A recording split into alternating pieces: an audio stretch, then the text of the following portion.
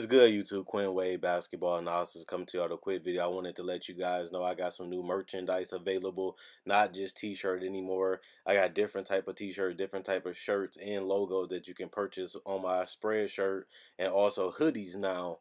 We have expanded and added more to the channel and more merchandise for the brand. Thanks for supporting. It will be in the description and the links will be in the comment section below. Thanks for helping me and supporting the movement. Quinn Wade basketball analysis. I'm going. What is good, YouTube? Quinn Wade basketball analysis coming to you with a quick video. We're going to talk about Cameron Payne signing a 2-year deal with the Phoenix Suns to join Devin Booker and DeAndre Ayton. I think this was very interesting. The last time Cameron Payne played was the 18-19 season. And in the G League, Cameron Payne was averaging 13 points, 4 rebounds, and 7 assists in the 15 games that he played over in the G League, which is something that I had to note just because it shows you that he's still playing, he still hasn't given up, and he still believes that he can play at the NBA level. Not the G League level, but the NBA level. And that's the type of confidence you need if you're going to make it to the NBA or make it back.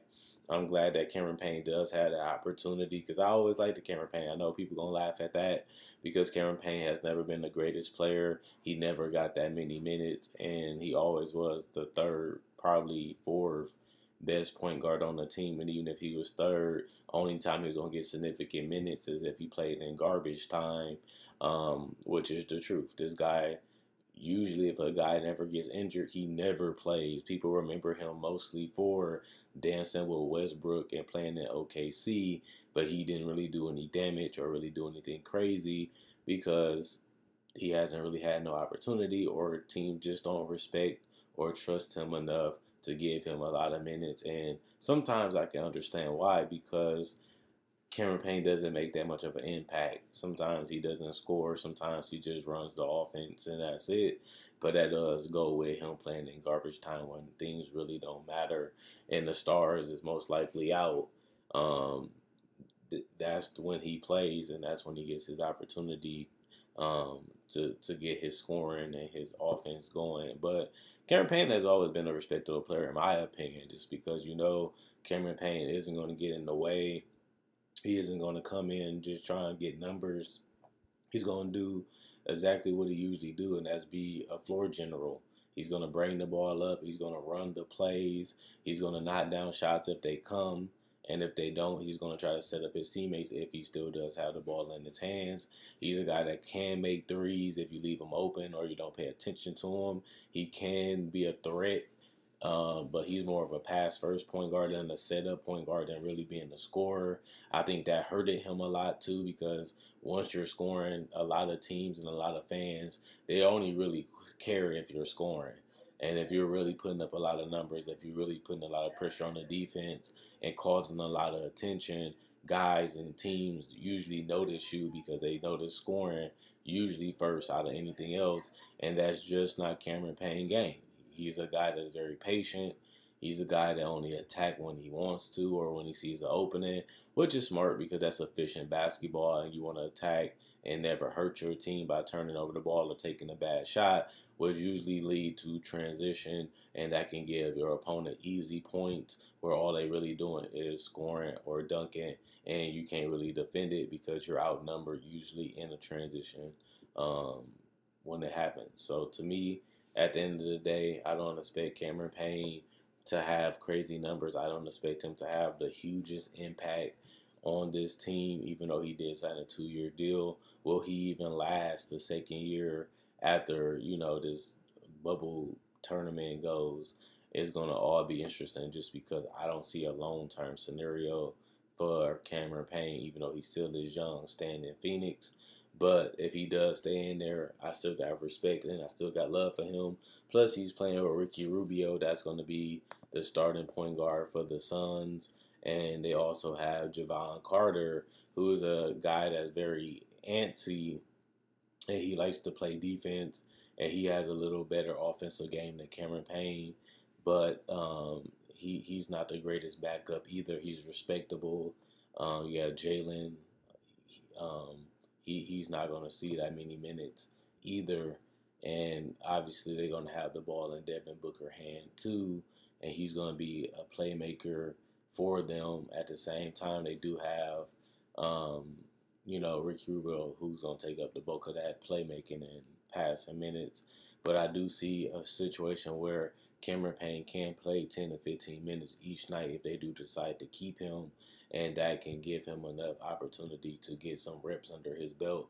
I'd rather get 10 to 15 minutes in the NBA than to go to the G League and play 15 games and get a lot of minutes and put up numbers like he did, because it means more playing against better competition. This is a dream. We all grow up wanting to play in the NBA, and it's just a blessing to even be on a roster. But one thing being on a roster and one thing going out there and actually being able to play is way better than just putting up numbers and showing off in the G League. But I got respect for people in the G League. You had to start from somewhere. You have to take some type of opportunity to get to where you want to be and where you want to go. And that's what Cameron Payne did. And that's why right now he has a chance to be in the NBA and play meaningful minutes on this Phoenix Suns team, which can use a third string point guard. Like I said, that's what he is. Because after Ricky Rubio and Javon Carter, there is no real backup. And with coronavirus doing what it is right now, and Ricky Rubio usually being injury prone, honestly, they could use a guy that can come in and be that second point guard under Javon Carter. If something does go wrong with Ricky Rubio, at least they have a guy that they know and respect in Cameron Payne that can get plugged right into the lineup and go right in and play his game. So it's really about what it's going to be with Devin Booker and DeAndre Ayton. Those are, to me, the two best players clearly on this team.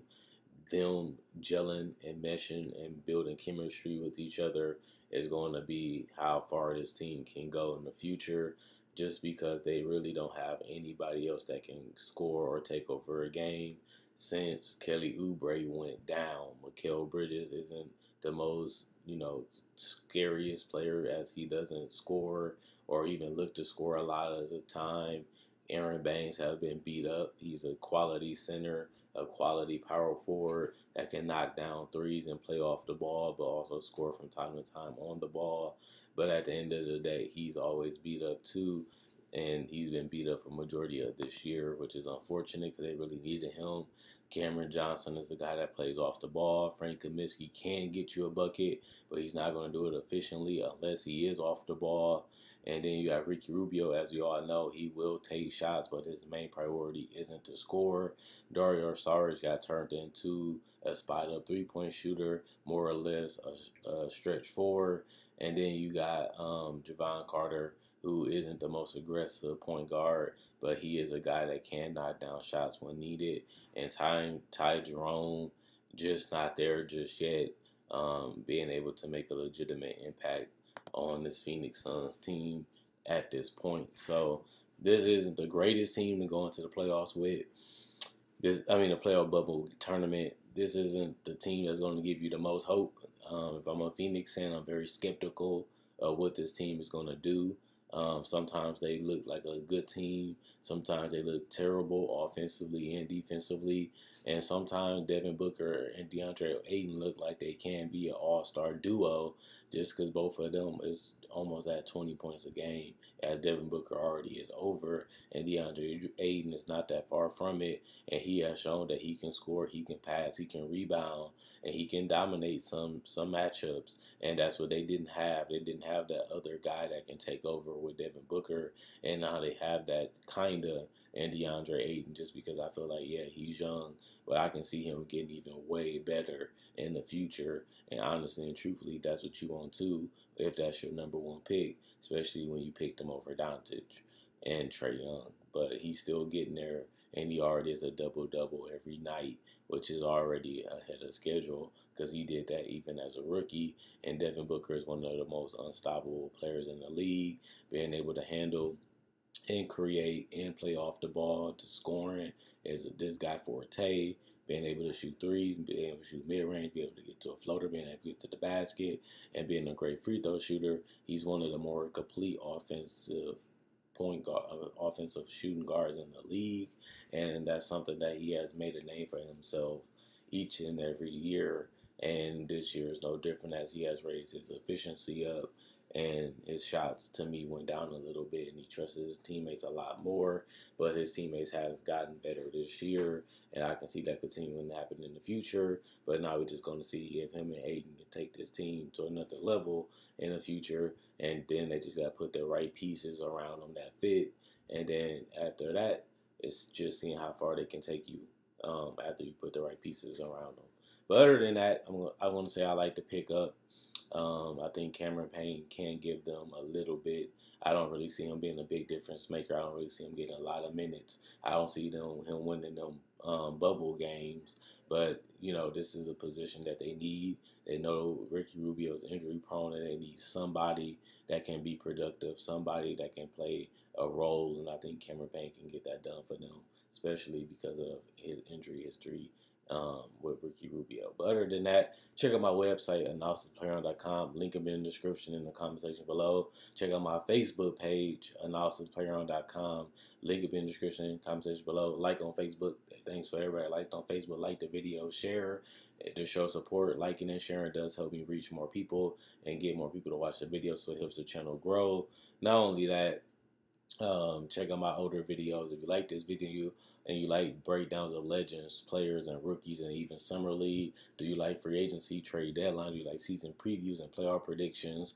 If so, this is the channel for you, because I do all of those. I have over 1,000 videos on my channel, and you should be able to check this one out and go on my playlists and check out my older videos. And if you like this video and you like my older videos, I don't see why you wouldn't subscribe, as if you love basketball, I try to make a video different every single day. So other than that, Quinn Wade basketball analysis, I'm gone, and I hope to see you guys on Thursday with another video. Quinn Wade basketball analysis, I'm gone, and hope you guys enjoy the rest of your day.